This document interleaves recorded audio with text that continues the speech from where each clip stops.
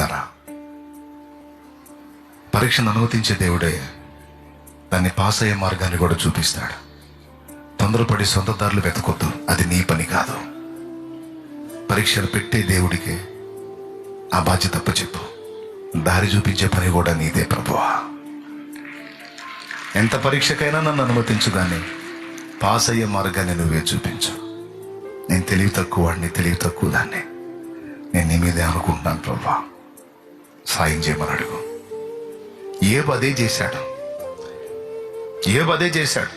భార్య ఫెయిల్ అయింది.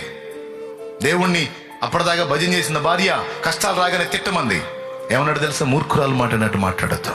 ఈ శ్రమను అనుమతించిన దేవుడే దాన్ని రద్దు చేసి ప్రత్యామ్నాయం చూపిస్తాడు అని మనసులో తలంచి, యెహోవా ఇచ్చింది యెహోవా తీసుకుని యెహోవాకే స్తోత్రం, ఒక్క మాట కూడా నేను నా తండ్రి నన్ను అన్నాడు.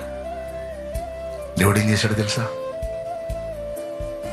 ఏబు దేవుని పాదాలే పట్టుకున్నాడు, దేవునితోనే వ్యాజ్యం ఆడాడు, దేవుణ్ణే గోసాడాడు. తల్ల క్రిందలైన పరిస్థితుల్ని మళ్ళా చక్కదిద్ది ఏబుని రెండింతలుగా ఆశీర్వదించి మళ్ళా ఘనపరిచాడు.